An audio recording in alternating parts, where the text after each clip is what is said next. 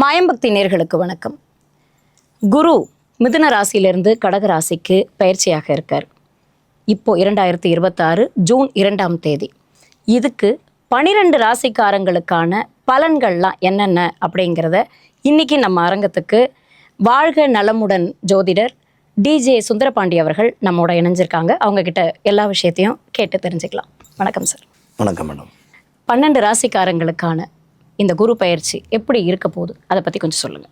பொதுவாகவே பார்த்திங்கன்னா நம்மளுடைய குரு பகவான் அப்படிங்கிறது பார்த்திங்கன்னா நவகிரகத்தில் கிட்டத்தட்ட 9 கிரகங்கள் சொல்லுவோம். இந்த 9 கிரகங்களில் 2 கிரகங்கள் நிழல் கிரகங்கள், ராகு பகவானும் கேது பகவானும். ஸோ மீதி உள்ள 7 கிரகங்களில் மிக சுப கிரகம், ஒரு தூய்மையான சுத்தமான கிரகம் அப்படின்னு சொல்லுவோம். ஸோ அப்படிப்பட்ட கிரகம் யாரும் பார்த்திங்கன்னா நம்முடைய குரு பகவான். இப்போ இந்த ராகுகேது பயிற்சி, சனி பயிற்சிலாம் ஆனால் மக்களுக்கு ஒரு பதட்டம் இருக்கும். ஆனால் குரு பயிற்சிங்கிறப்ப நம்ம எல்லாருமே வெல்கம் பண்ணுவோம். அது யாராக இருந்தாலும் சரி, அப்பாடி குரு பயிற்சி வருதப்பா அப்படிங்கிற ஒரு சிந்தனை இருக்கும்.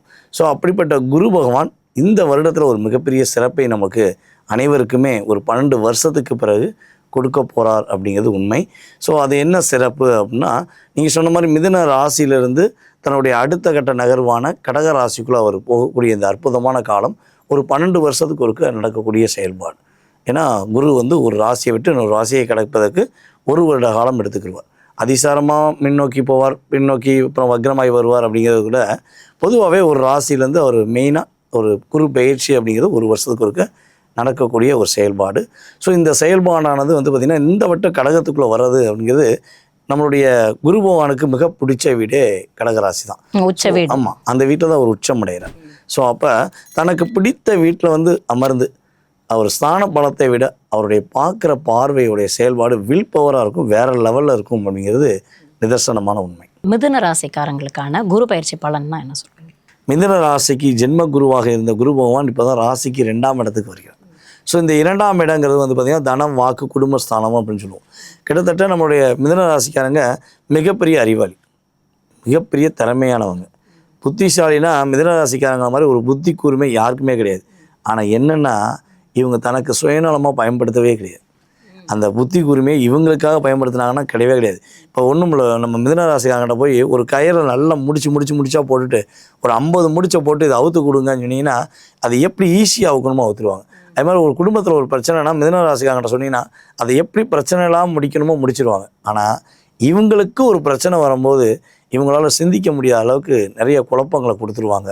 அப்போ அவங்களால அதை ஃபேஸ் பண்ண முடியாது அப்படிங்கிறது உண்மை.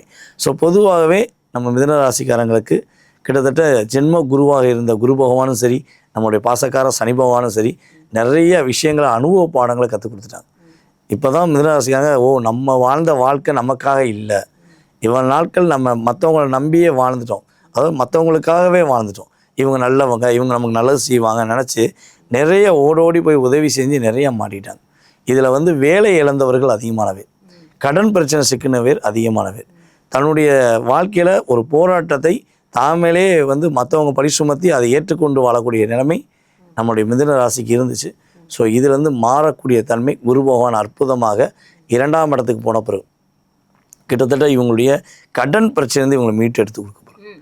எவ்வளோ பெரிய கடன் சுமைகள் இருந்தாலும் கடன்லேருந்து வெளியே ஒரு நிம்மதியான பெருமூச்சு விடக்கூடிய அளவு இவங்க லைஃப் நல்லாயிருக்கும். வேலை தேடி கொண்டு இருப்பவர்களுக்கு வேலை வாய்ப்பு உறுதியாக, இவங்களுக்கு பிடிச்ச மாதிரி வேலை வாய்ப்பு கிடைக்கக்கூடிய வாய்ப்பு உண்டு.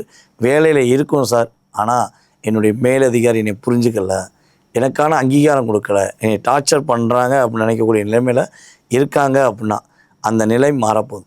இவங்க அந்த இடத்துல ஸ்டாண்டர்ட் ஆவாங்க. இவங்களை யார் டார்ச்சர் பண்ணுறாங்களோ, யார் ரொம்ப டிஸ்டர்ப் பண்ணியிருக்காங்களோ அவங்க டீப்ரோமோட் ஆகி அவுட் ஆஃப் செஷன் போயிடுவாங்க. இவங்க நிம்மதியாவாங்க, ப்ரொமோஷன் பெறக்கூடிய வாய்ப்பு நம்முடைய மிதுனராசி அன்பர்களுக்கு அற்புதமாக இருக்குது. திடீர் அதிர்ஷ்டம்னு சொல்லுவோம். இந்த திடீர் அதிர்ஷ்டம் அப்படிங்கிறது குருவுடைய பார்வையில் 8ஆம் இடத்தை குரு பகவான் பார்க்கறனால இவங்களுக்கு உறுதியாக திடீர் அதிர்ஷ்டங்கள், திடீர் யோகங்கள்லாம் குருவுடைய அருளால் கிடைக்க போகுதுங்கிறது உண்மை. ஸோ அதே போல் பரம்பரை வியாதி அப்படிங்கிறது நம்ம மிதுன ராசிக்கு கொஞ்சம் அதிகமாக உண்டு. எங்கள் தாத்தாவுக்கு உண்டுங்க அந்த பிரச்சனை, சுகர் பிரச்சனை இருக்குது, ஸோ அல்சர் பிரச்சனை, ஏதோ ஒரு மேபி பரம்பரை சம்மந்தப்பட்ட வியாதிகள் யார் யாருக்கெல்லாம் மிதுன ராசிக்காரங்களுக்கு கொஞ்சம் இருக்கோ அவங்களுக்கு அது இப்போ தீர்வாகும்.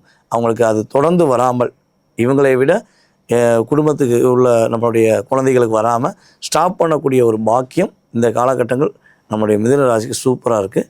மிதுன ராசி அன்பர்கள் யார் யாரெல்லாம் சொந்த தொழில் தொடங்கணும்னு ஆசைப்பட்றாங்களோ, தொழில் தொடங்கி அதில் வெற்றி பெற ஆசைப்படுறாங்களோ இந்த காலகட்டம் உறுதியாக அவங்க தொழில் தொடங்கி வெற்றி பெறலாங்கிறது நிதர்சனமான உண்மை. இப்போ இவங்க வந்து தொழிலில் இப்போ மிதுன ராசியிலேருந்து கடகராசிக்கு தான் குரு பயிற்சி ஆகுறாரு. இப்போ இவங்க தொழிலுக்கு இவங்களுக்கு நல்லா இருக்கும்னு சொல்லிட்டீங்க. மற்றபடி திருமணம், குழந்தை இந்த மாதிரி விஷயங்கள்லாம் வந்து அதுவுமே வந்து நல்லா ஆமாம், 2ஆம் இடத்துக்கு குரு போகிறனால ஆட்டோமேட்டிக்காக வந்து பார்த்திங்கன்னா திருமணம் சார்ந்த விஷயங்களில் தடை விலக போகுது. 7க்குரியவன் 2க்கு வந்து ஆட்டோமேட்டிக்காக இவங்க வரன் தேடிக்கிட்டு இருக்காங்கன்னா இவங்களுக்கு வரன் கண்டிப்பாக கிடச்சிரும். அதே போல் இவங்க பேச்சை கேட்காத இவங்களுடைய மனைவியாக இருக்கட்டும் அல்லது கணவனாக இருக்கட்டும், இனிமேல் இவங்க பேச்சுக்கு ஒரு மரியாதை கிடைக்கும், ஒரு செயல்பாடில் ஒரு மாற்றம் கிடைக்கும். அதே போல் இவங்களுடைய திருமண வாழ்க்கையில் இவங்களுடைய மனைவி இருக்காங்க அப்படின்னா இவங்க மனைவி வேலைக்கு போவாங்க, ஆட்டோமேட்டிக்காக அவங்க ஜாப் கிடைக்கும், ஜாப் மூலமாக வருமானம் கூடும். அப்படிங்கிறது நிதர்சனமான நடக்கக்கூடிய விஷயம். குழந்தை பாக்கியம் அப்படிங்கிறது அவங்க சுய ஜாதகத்தை நம்ம செக் பண்ணிக்கணும். ஏன்னா குருவுடைய பார்வை 5ஆம் இடத்துல ஆட்டோமேட்டிக்காக கிடைக்காதனால அவங்க சுய ஜாதகத்தில் குரு வலிமையாக இருந்து குரு திசையோ குரு புத்தியோ அல்லது குரு அந்தரமோ ஓடுதுன்னா குழந்தை பாக்கியம் கிடைப்பதற்கான வாய்ப்பு அதிகம். இது எல்லாமே வந்து பொது பலன்கள் தான். அப்போ மற்றபடி ஏதாவது மேற்கொண்டு தகவல் வேணும் அப்படின்னா சுய ஜாதகத்தை பார்த்துட்டாங்கன்னா நம்ம வந்து கிளியர் பண்ணிக்கலாம். ஓகே, இப்போ இவங்களுக்கான பலன்கள், அது பரிகாரங்கள். பொதுவாகவே நம்மளுடைய மிதுன ராசி அன்பர்களுக்கு வந்து பார்த்திங்கன்னா ஆஞ்சநேயர் வழிபாடு அற்புதமாக இருக்கும். ஸோ இந்த குரு பயிற்சி காலங்களில் ஆஞ்சநேயர் வழிபாடு பண்ணும்போது இவங்க லைஃப்பில் உள்ள பிரச்சனை போராட்டத்திலிருந்து விடிவு பெற்று வெற்றி பெறுவாங்கிறது நிதர்சனமான உண்மை. இந்த ராசிக்கான குரு பயிற்சி பொது பலனை பார்த்துட்டோம். கண்டிப்பாக இது எத்தனை சதவீதம் அது வந்து ஒர்க் ஆகுது, அதை பற்றி சொல்லுங்கள். பொதுவாகவே வந்து பார்த்திங்கன்னா நம்ம நிறைய மாற்றம் வரும், நிறைய முன்னேற்றம் வரும். உங்களுக்கு வீடு கிடைக்க போகுது, வண்டி வாகனம் வாங்க போகிறீங்க, வீடு கட்ட போகிறீங்க. ஸோ நம்ம ஏதாவது சொல்கிறோம் அப்படின்னா கிட்டத்தட்ட வந்து பார்த்திங்கன்னா இது வந்து பொது பலன், குரு பயிற்சிக்கான பொது பலன் சொல்லி சொல்லும்போது 20-30% ஒரு மாற்றம் உண்டு. எல்லா விஷயமும் அப்படியே கிடச்சிருமா, இவங்க எதிர்பார்த்தது எல்லாமே அப்படியே கிடச்சிருமான்னா அதுக்கு அவங்க சுய ஜாதகம் வலிமையாக இருக்கும். இப்போ ஒரு சில பேருக்கு வந்து பார்த்திங்கன்னா குரு திசை ஓடும், சில பேருக்கு சூரிய திசை ஓடும், சில பேருக்கு வந்து பார்த்திங்கன்னா செவ்வாய் திசை, ராகு திசை. ஸோ கிரகங்களுடைய சுக்கிர திசை கூட ஓடலாம். ஸோ அந்த திசாநாதனுடைய அடிப்படையை வச்சு, அந்த புத்திநாதனுடைய அடிப்படையை வச்சு தான் இவங்க எதிர்பார்க்குற விஷயங்கள் எந்த அளவுக்கு ஒரு மிகப்பெரிய மாற்றத்தை கொடுக்கும், எந்த அளவுக்கு ஒரு மிகப்பெரிய முன்னேற்றத்தை கொடுக்கும்னு சொல்லி நம்ம தெளிவாக சொல்ல முடியும்.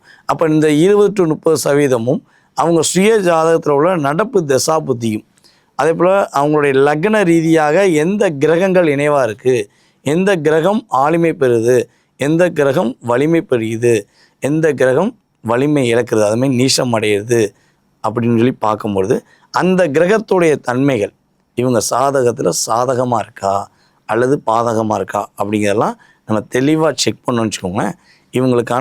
இவங்க எதிர்பார்ப்புக்கான அத்தனை விதமான கேள்விகளுக்குமே நம்ம உறுதியாக தெளிவாக பதில் சொல்ல முடியுங்கிறது கணக்கு. என்ன வந்து பொது பலன்களை பார்த்தாலும் சுய ஜாதகத்தை பார்த்தாதான் அவங்களுக்கு சாதகமா பாதகமாங்கிறத பற்றி நம்ம கணிக்க முடியும்.